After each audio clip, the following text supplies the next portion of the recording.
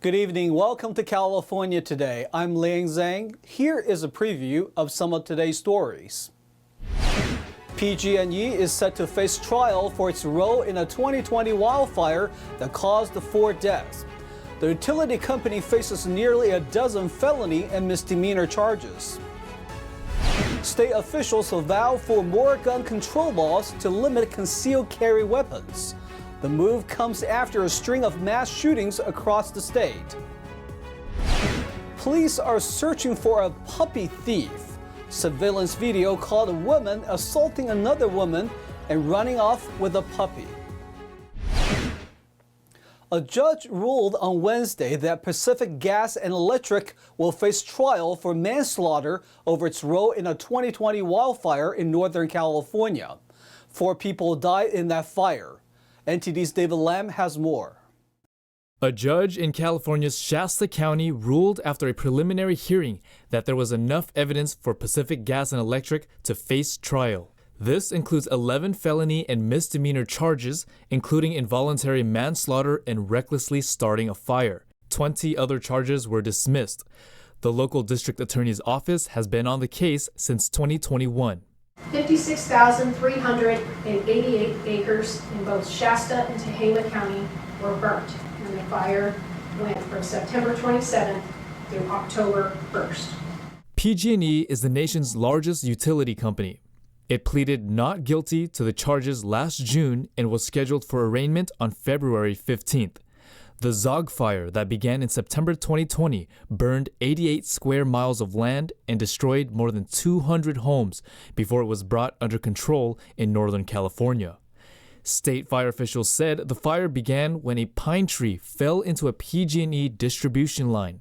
The state's Utilities Commission last year proposed fining PG&E more than $155 million, saying it had failed to take down the tree, one of 2 that had been marked for removal. 4 people died as a result, including an 8-year-old girl and her mother who were caught by the flames while trying to drive away from their home. Felon McLeod, age 8. Elena Rowe McLeod, age 46. Kenneth Fawcett, age 52. And Karen King, age 79. These are the 4 people that lost their lives as they were fleeing from the Zog fire. In a statement, PG&E said the loss of life was tragic, and while it accepts the conclusion its equipment caused the blaze, we believe PG&E did not commit any crimes. We continue our work to make it safe and make it right, both by resolving claims from past fires and through our work to make our system safer every day, the utility said. Last year, former executives and directors agreed to pay $117 million to settle a lawsuit over the 2017 and 2018 California wildfires, including a 2018 fire which killed 85 people. PG&E has an estimated 16 million customers in Central and Northern California. California officials are looking to enact more gun control laws, specifically limits on concealed carry. The push comes after recent shootings in the state left dozens of people dead and wounded. NTD's Jeremy Sandberg has more on the bill Democratic lawmakers are reintroducing. California already has some of the nation's most restrictive gun control laws, but after a string of recent shootings, state officials are seeking more protections. We have in America a internationally unique tragedy and epidemic. California Governor Gavin Newsom endorsed legislation Wednesday that would ban people from carrying concealed guns into churches, public libraries, zoos, amusement parks, playgrounds, banks, and privately owned businesses. The rule wouldn't apply if a business owner puts up a sign saying concealed guns are allowed. The bill's author called that exception a legal nuance that helps with constitutional muster. This is not window dressing. This is to put a strong bill on the governor's desk that's going to withstand the legal challenge that's sure to come. The law would also ban anyone younger than 21 from having a concealed carry permit and require all permit holders to have more training. That would include how to safely store and transport firearms. California and half a dozen other states previously had laws that required people to give a reason if they wanted to carry a concealed gun in public, like citing a direct threat to their public safety. But a U.S. Supreme Court ruling struck down those laws last year. California Democrats tried to pass new rules last September, but could not round up two-thirds support for the bill to take effect immediately, and it died. That's not going to happen this year. No question about that. Newsom and legislative Democrats have vowed to double down on passing the law this year. I will be signing this legislation. Their renewed urgency comes after the recent shootings in Monterey Park and Half Moon Bay that left 18 people dead and 10 others wounded. None of the suspects in those shootings were licensed to carry concealed weapons. Jeremy Sandberg, NTD News. Speaking of the recent shootings, the farm worker involved in the Half Moon Bay shooting has reportedly told investigators he was angry over a repair bill. He killed 7 people at 2 Half Moon Bay farms in January. A farm worker is being charged with the killing of 7 people at 2 Half Moon Bay mushroom farms. He reportedly told investigators that he was spurred to carry out the shootings after his supervisor demanded he pay $100 to repair a forklift damaged at work. San Mateo District Attorney Steve Wagstaff confirmed to the Bay Area News Group that 66-year-old Chun-Li Zhao was enraged by the equipment bill. According to Zhao, another coworker was to blame for the collision between his forklift and the coworker's bulldozer. In a courthouse interview, Zhao told KNTV-TV that he committed the shootings. He said he was bullied, worked long hours on the farm, and his complaints were ignored. Authorities say that Zhao shot and killed 4 coworkers and wounded a 5th employee at California Terra Garden. He then went to nearby Concord Farms, where he had worked previously, and fatally shot 3 former coworkers. According to Zhao, he has been in the United States for 11 years and has a green card. He said he has a 40-year-old daughter in China, but lived with his wife in Half Moon Bay. A woman is wanted by police after she is seen in a video assaulting another woman, then running off with her puppy. NTD's Jason Blair has the report.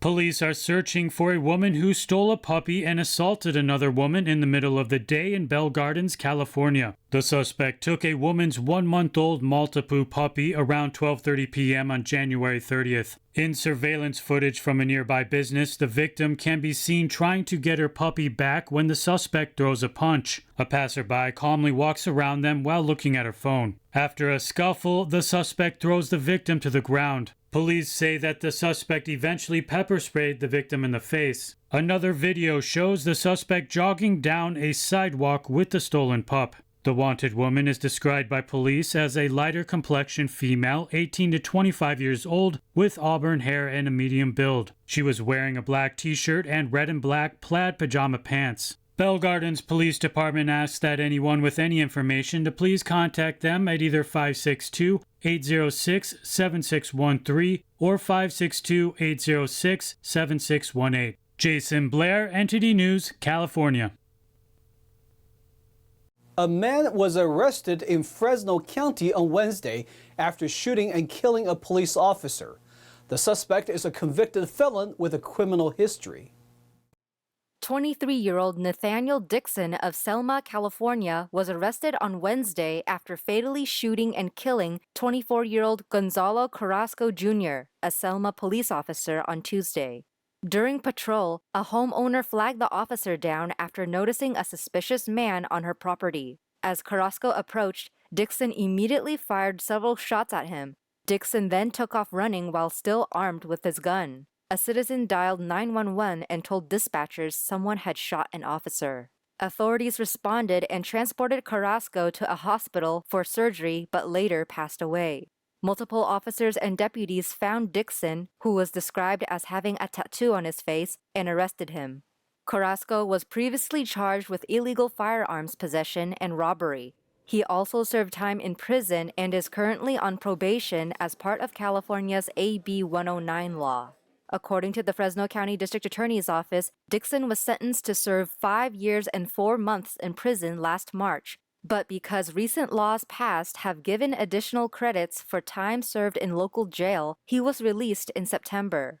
In a statement, District Attorney Lisa Smitkamp said the governor and certain members of the California legislature have created a warped system that allows active and violent criminals to receive arbitrary time credits in an effort to reduce the state prison population to reach their goals of closing more prison facilities. In addition, they are released without significant punishment, rehabilitation programming, or educational opportunities. This madness is creating more victims, and furthermore, it is not serving the people who are committing the crimes. Dixon has been booked into the Fresno County Jail. He is facing charges of murder, being a felon in possession of a gun and ammunition, and probation violation. A bail amount of nearly $1.2 million has been set, but due to the probation violation charge, he is not eligible for bail. The Fresno Deputy Sheriff's Association established a memorial fund in which all donations will be given to Officer Carrasco's family. He leaves behind his parents, brother, sisters, and girlfriend who is currently pregnant with their child. We're going to take a short break, but here's a look at what we got for you when we come back. Over 1,000 criminal cases have been dropped in Riverside County. The district attorney explains what's causing this and the impacts. A recent study found that 2 California cities top the list of places home buyers are looking to leave. The study also looked at where people are moving to. And the state saw an incredible boost in snow and water content from the recent storms. Water officials say they are keeping a close eye on how the boost impacts drought conditions. That and more on California Today.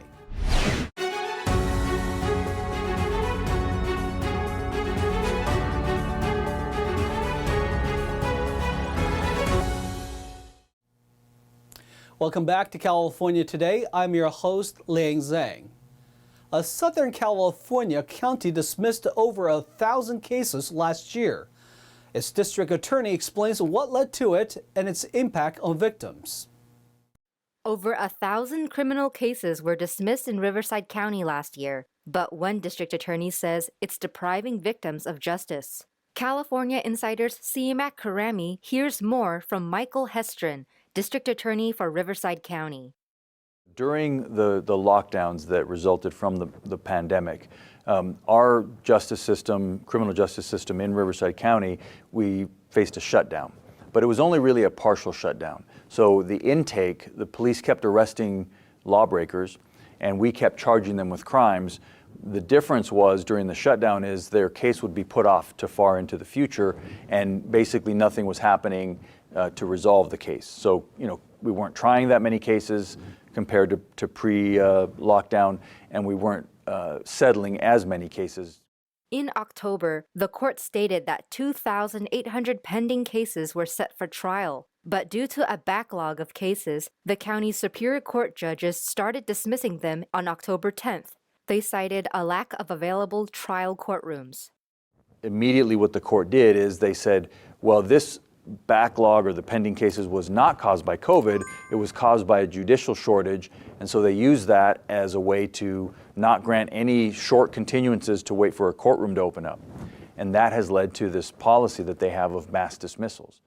Over 1,000 criminal cases were dismissed. Some include felony and misdemeanor cases of nearly all types of alleged crimes. About 83 are felony cases of attempted murder, assault of a deadly weapon, sex crimes, child abuse, domestic violence, and others. The accused criminal gets a free pass. And when you're talking about domestic violence or sexual battery cases, there's a victim there, and they're outraged. I mean, they're going to court and they're pleading for the judge not to dismiss their case. And many of the domestic violence victims, for example, have also criminal protective orders that are in place for their abuser, and those also get dismissed when the case gets dismissed. So you can understand that the public here in Riverside County, especially victims of crime, they're outraged about this. According to Hestron, the county has had a lack of judicial resources for decades. But despite that, the county has never dismissed a case in the 8 years he was DA. Additionally, there are other counties, so we have 3.7 judges per 100,000. Sacramento County has, I believe, 3.5 judges per 100,000. They also had a backlog of pending criminal trials. They didn't dismiss any cases. They worked through those cases one by one, making sure that they're doing the best they can to make sure that justice is done in each particular case. They were able to work through some of those, the backlog.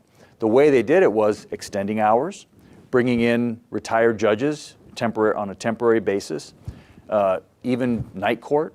And so, our court has chosen not to do any of those things. What our court has done is simply say on any given day, these are the open courtrooms, the rest of the cases that are set today get dismissed, regardless. And they're doing so on a one-size-fits-all. Hestrin says it's devastating because it erodes the public's trust in the criminal justice system. People are now getting the sense in Riverside County that A, the courts don't care, or the system doesn't work, it's profoundly broken. If they are harmed, nothing's going to happen to the person that harmed them. That's what's spreading around the county, word of mouth. That's what's buzzing around our criminal justice system, and it's incredibly dangerous. Hestrin says we need to go back to basics to try the cases and have available courtrooms. The mountain snowpack that supplies a significant amount of California's water got an incredible boost from recent powerful storms. But state water officials said Wednesday it's too soon to know if winter will be a drought buster. According to measurements taken by the California Department of Water Resources, or DWR, water content in the state's mountain snow is 205% of normal to date and 128% of the April 1st average, when the snow is at its historical peak. Historically, 1/3 of California's water supply has come from melting snow. Our snowpack is off to an incredible start, and it's exactly what California needs to really help break from our ongoing drought. We're actually currently outpacing 1982-1983, which is the wettest year on record, dating back about 40 years, thanks in part to 9 different atmospheric rivers that hit California, bringing much needed rain and snow.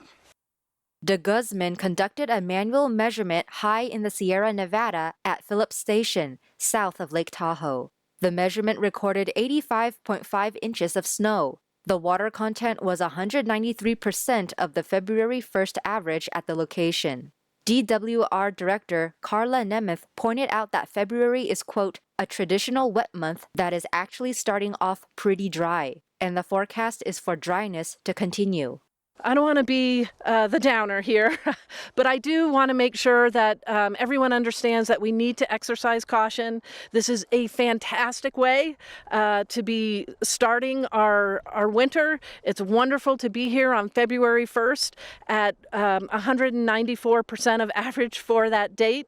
Couldn't have asked for anything better, but there's a lot more that needs to play out over the course of the next several months for us to really capture our full water supply picture here in California. The massive snowpack was largely left by 9 atmospheric rivers that lasted from late December through mid-January. The storms dumped 32 trillion gallons of rain and snow on the state, allowing state water managers to boost water supplies for farms and cities. We've seen an impressive increase in reservoir storage statewide, but there are still some of these larger reservoirs that are actually still below average, such as Lake Shasta. Reservoir operators are doing everything that they can to capture as much water as possible. The precipitation has filled some reservoirs, but others remain below historic average to date. Among the state's largest reservoirs, Lake Oroville was at 65% of capacity as of midnight Tuesday, but Lake Shasta was lagging at 56% of capacity. Now let's check in with NTD's Tyler Castile for today's Sports Roundup.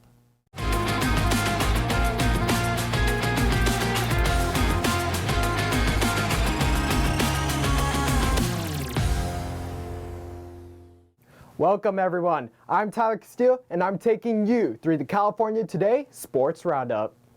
Tom Brady, who won 7 Super Bowls, said on Wednesday that he was retiring. The 45-year-old Tom Brady spent 20 seasons with the New England Patriots before relocating to Florida and leading the Tampa Bay Buccaneers to a Super Bowl championship in 2021. He retired after last season, but reversed course 40 days later and returned to the Buccaneers, leading them to the playoffs again in the current season before the team was eliminated by the Dallas Cowboys last week. The San Mateo native is widely regarded as the best quarterback in league history. He appeared in a record 10 Super Bowls, winning the game 7 times. He also won the Super Bowl MVP award 5 times, and his 15 Pro Bowl selections are the most in league history. He named the league's most valuable player 3 times. A lightly regarded prospect coming out of the University of Michigan, Brady was the 199th pick in the 2000 NFL Draft, but he made the most of his opportunities and quickly turned around the fortunes of the Patriots franchise. He would go on to build one of the greatest dynasties across any sport. Domantas Sabonis racked up a season-high 34 points and added 11 rebounds, and De'Aaron Fox amassed 31 points and 10 assists as visiting Sacramento defeated struggling San Antonio. Sabonis logged his league-leading 39th double-double of the season. Malik Monk had 22 points for the Kings, who won their second game in a row. Malaki Branham scored 22 points for San Antonio, the best total of his rookie season. The Spurs have now lost 7 straight. Kings 119, Spurs 109. Anthony Edwards saved 4 of his 27 points for the final 2 minutes of overtime as Minnesota outlasted Golden State in Minneapolis. After Taurean Prince gave Minnesota the lead with a 3-pointer with 2:58 left in overtime, Edwards scored on a drive and a jumper on Minnesota's next 2 possessions to help the Timberwolves win for the 4th time in their past 5 games. Seeking a 4th straight win, the Warriors led by as many as 14 points early in the 4th quarter before needing a Stephen Curry layup with 1:39 to go just to pull into a 110-110 tie. Curry led Golden State with 29 points, and he also grabbed 10 rebounds.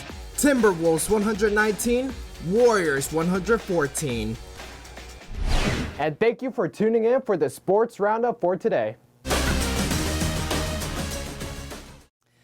That's all we've got for you tonight. We'd like you to join us again on California Today every weekday at 8:30 p.m. Make sure to check out our broadcasts on our California Today webpage. You can find it at ntd.com/California-today. You can also find all of our top latest clips there, ready to share with friends and family. Send us a message on Twitter, Facebook, or Instagram, or through our email, california.today@ntd.com. I'm Lang Zhang. Have a wonderful evening.